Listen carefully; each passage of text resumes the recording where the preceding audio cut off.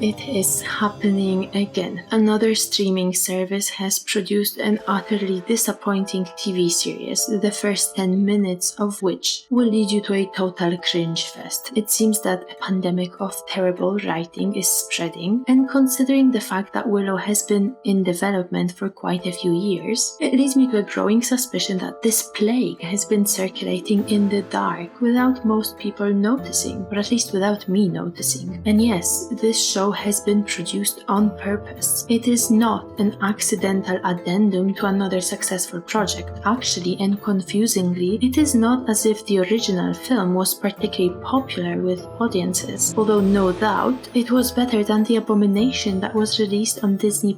Yet, if the words of Jonathan Kasdan, a producer and writer working on Willow, are to be trusted, Willow is a result of a creative passion for storytelling and a desire to build on the beloved fantasy universe initiated in the original film. Allegedly, the spirit of fan is permeating every aspect of this show. So when we came at it, we came at it with nothing but enthusiasm and love and a desire to build out this wonderful world that George had started 34 years ago, you know? So that spirit of sort of just fun and storytelling has permeated every moment of it. While the film critics tend to agree with this view, in my view, it is a totally out-of-touch description. The critics promise you a fun, memorable and nostalgic experience and encourage you to watch Willow. If you look at the actual audience, they seem to be of an altogether different view, as evidenced by pretty devastating scores on Metacritic and Rotten Tomatoes. So what is it about Willow that made me hate it? I don't really hate it, I just barely like it at best.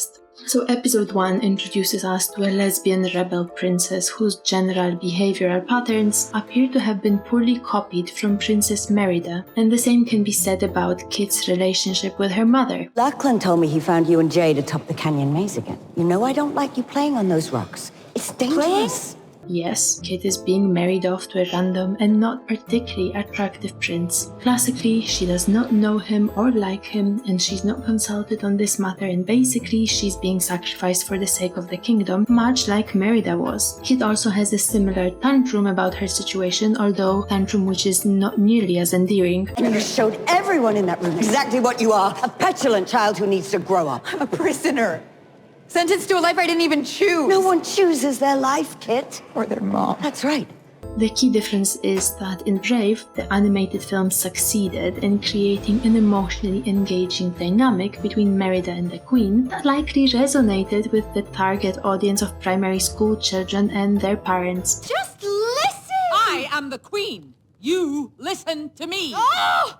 This is so unfair! Willow succeeds only in creating another unbearable female character, following in the footsteps of Rings of Power. There's a tempest in me. It is worth mentioning that in addition to Kit and Queen Sorsha, there is another superficial trope embodied in the character of Elora.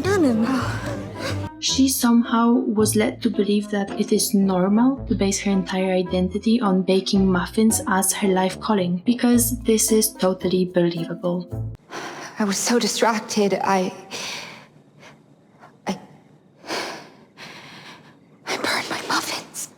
Then she proceeds to display ridiculous expectations and a lack of any degree of foresight. She falls for the prince and refuses to believe that their love is simply not meant to be. He may not be honest in his intentions. And then, with no sense of self-preservation, she crosses this magical barrier and almost dies because of her own stupidity. These are just the key examples of totally messed up and unconvincing characters that you will suffer through in the first episodes. The general description of what happens in episode 1 is that there's this prince that is being kidnapped by monsters, and this serves as an inciting incident for this entire show. Then, and completely unlikely, Fellowship of Cringy Teenagers forms, and they set off on a quest to find Willow, a sorceress who may or may not help them to rescue the prince. Magic is the bloodstream of the universe. Forget all you know or think you know. Oh, I don't know anything, so we can probably just skip that bit.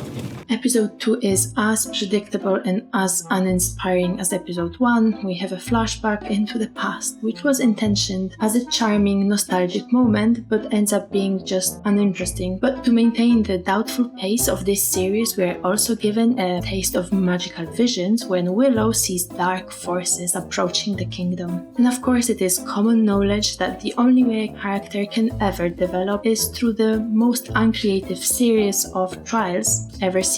So Elora struggles with being herself, and more importantly, she struggles with learning magic. This process leads to a series of almost acceptable and almost amusing scenes between Willow and Elora. The connecting theme of the entire episode is this magical spell which is being repeated so many times you will be driven insane. Tuatha. Tuatha. Tuatha. Tuatha. Tuatha. No, slower. Tuatha. Tuatha. Throckmorda. Huatha. You're being something weird. Be you. Be a human being. Tuatha. Throckmora. Hoatha. Tuatha. Throckmora. Huatha. The plot and the key events are so basic, which is not always a terrible sign. There are a few shows where you know what will happen and that makes the plot no less engaging. But in Willow, the story is just so clumsy, it's chopped, it's nonsensical, and the plot twists that serve no purpose are plentiful, if you dare to call them plot twists at all. Where do I even start? Probably a significant part of how tiresome the first 2 episodes were is a combination of a few concurrent factors. The dialogue keeps switching between modern English and some sort of fantasy-styled English.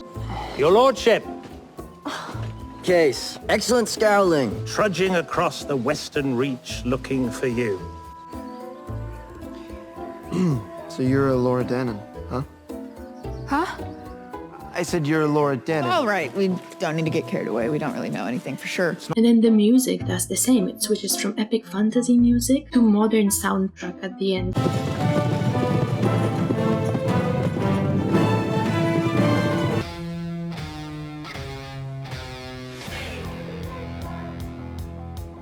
At the end of the day, this would all be forgivable if there was at least some balance of good elements in this show. But on the contrary, the aspect of this series that is most depressing is the characters, how they're being developed, and yet again we see this box-ticking exercise instead of an organic, personal, and interesting story for each of our heroes. Will it get better? Maybe. We will see. Apparently episode 3 is meant to really change this show, so I will give it a go.